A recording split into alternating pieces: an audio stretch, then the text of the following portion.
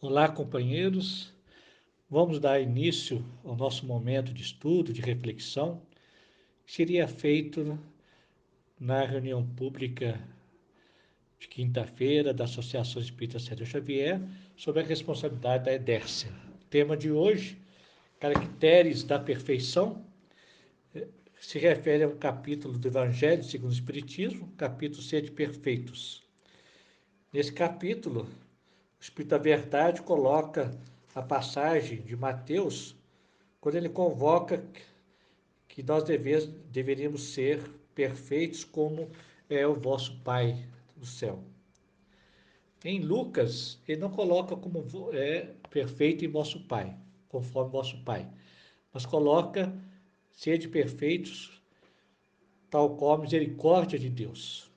E o Espírito da Verdade faz essa colocação mesmo, que se for para ser perfeito como o Pai, nós nos igualaria a Ele. E isso não é possível. Então, a convocação do Cristo é para que sejamos misericordiosos como o Pai é. Ou seja, a perfeição de Deus se refere à misericórdia. Então, nós vamos abordar o assunto sobre a ótica seguinte. Nós vamos falar sobre a perfeição humana que impede a perfeição do Espírito, a perfeição de Deus, que seria a implantação desse amor universal, dessa misericórdia, dessa compaixão, dessa indulgência em nosso coração. A partir dessa ótica, entendemos que a perfeição espiritual advém da derrota da perfeição humana. A perfeição humana caracteriza-se pelo excesso, detesta a medida. O perfeccionista nunca está bem, porque sempre acha que não fez o melhor, o mais correto, o mais adequado. Se valoriza apenas pelo resultado das suas ações e não pelo puro fato de ser, provocando a síndrome do exigir demais de si mesmo, contrapondo aquilo que é e o que deveria ser. E vive numa permanente sensação de inadequação e constante exigência do outro. Porque o perfeccionista, ele o é naquilo que ele é bom, naquilo que é o dom dele. E não reconhecendo que o dom é dele, não é do outro, a sua singularidade não é a mesma da singularidade do outro, ele passa a exigir, nós passamos a exigir do outro aquilo que somos, a maneira como fazemos, criando uma constante tensão entre eu e a realidade, eu e o outro. Eu me lembro de uma mãe dentista que fez um depoimento público dizendo que ela se primava pelo cuidado dos dentes do filho, de maneira muito intensa, e o filho já estava até ficando meio neurótico, porque tudo que ele comia, ele logo escovava o dente e ficava mostrando os dentes para a mãe. Até que um belo dia ele tropeçou, caiu e bateu a boca no chão e quebrou os dentes. E ela disse: naquele dia eu me libertei. Que naquele dia eu percebi que eu não tenho poder de nada. Ou seja, naquele momento nasceu nela a consciência de limite. A, naquele momento de indigência, nasceu a consciência de limite. E deu a ela a sensação de liberdade. O limite é uma privação. O ser limitado é ser privado de alguma coisa. E o ego não permite isso. O ego é performático, ele quer mais. A imperfeição em sua origem é apenas a experiência do limite.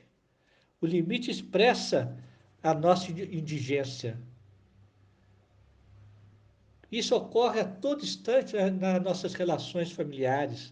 Nós, como pais, estamos sempre exigindo do filho aquilo que não tem, ou aquilo que não é possível. E mais ainda, exigimos de nós mesmos o que não é possível. Como, por exemplo, sustentar a felicidade do filho. Querer o melhor para ele e que não aconteça nada de ruim com ele. Isso nos coloca constantemente essa possibilidade de indigência que é um horror para o ego. O homem melhora e se promove a partir da indigência. O conteúdo da indigência é sua própria transcendência. O ser no limite revela-se como um ser que se abre incessantemente. A indigência que o homem sofre não é de objetos, mas de ser. A indigência é impreenchível e revela a fonte de uma transcendência inesgotável. Ou seja, a indigência é o momento da impotência, da constatação que eu não sou capaz, do fracasso. E o humano, ou melhor, o espírito temporariamente na condição humana, ele aguarda esse momento, porque no momento do fracasso que a gente volta para a casa do Pai. Como aconteceu com o filho pródigo, que saiu com a sua herança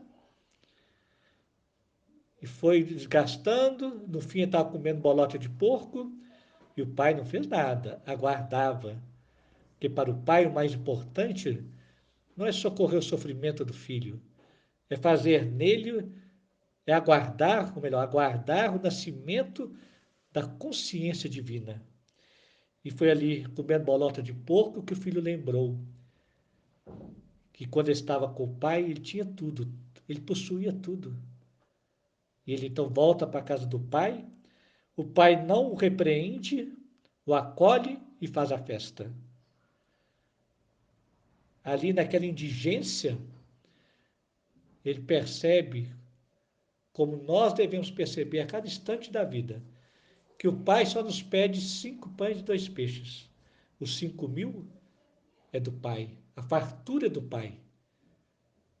E o ego fica querendo ser o autor dos 5.000 pães, da sua busca constante de perfeição e não aceitação do seu limite. E aí surge um paradoxo na história do filho pródigo. A condição de miséria é a verdadeira riqueza do homem, porque é ali na sua miserabilidade humana que ele percebe e resgata Deus com toda a sua riqueza. Tomar consciência que a existência é paradoxal. O homem não busca o possível, mas o impossível. O homem procura manter-se num nível de felicidade constante e acaba se distanciando daquilo que mais procura, que é a felicidade incondicional, que não é encontrada na condicionalidade do humano, mas sim na incondicionalidade do espírito. A indigência exige outro tipo de lógica paradoxal, abraçar aquilo que se rejeita e gostaria de ignorar. A busca da perfeição nos impede de abraçar o ser limitado em nós e nos outros. Guia a própria existência entre as coordenadas da culpa e do eu devo, e se enche de exigências sucessivas que o tornam constantemente inadaptado. Certa vez, uma mãe, desejosa que o filho não fosse mais uma vez reprovado, ofereceu-lhe como recompensa uma viagem a São Paulo, onde aconteceria no final do ano um show. E ela antecipadamente comprou a passagem e o ingresso. E por mais, quando chegou o final do ano, o filho foi reprovado, por mais que ele se esforçasse. Ela não reconheceu o limite dele. E ao não reconhecer, exigiu dele o que não tinha para dar. A rejeição do outro manifesta o drama da rejeição do próprio limite, de não perceber o apego a uma condicionalidade que não sacia o espírito. A linguagem do limite recupera o que foi rejeitado pela razão. Dá importância aos últimos. Olha para a pequenez. Exalta os humildes. Isto é, relativiza a dureza. E é aí que nós encontramos Jesus. Jesus veio para os imperfeitos. Porque os perfeitos se acham dotados de razão. Não há espaço para a razão divina, a razão crística. Eles estão sempre certos, corretos. A verdade deles é absoluta. Jesus veio para os rejeitados, para os pequenos. E é com Jesus que nós vamos encontrar meu fardo é leve e o jugo suave.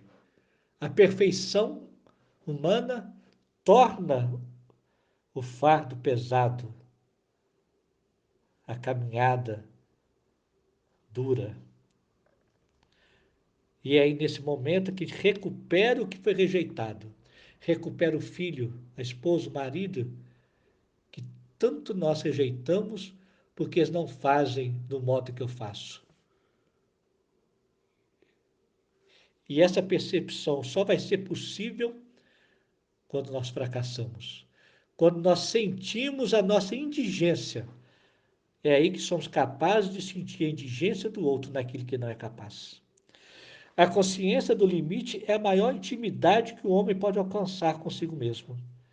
Recria o ser e não o recrimina. O homem se orienta para tudo aquilo que é.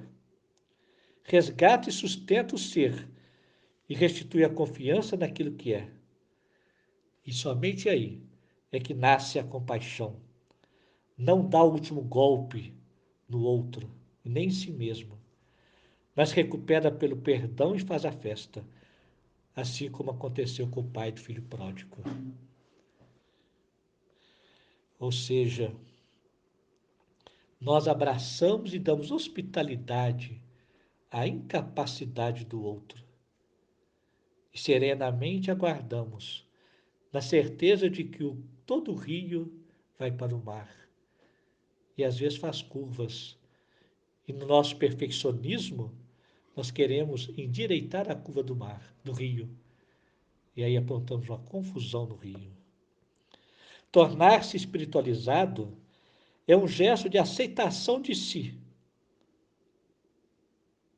Se eu vim um ser limitado, louvado seja Deus. Se eu vim burro é porque eu escolhi ser burro. E vou ser um burro feliz. Tal qual aconteceu com o nosso querido Chico.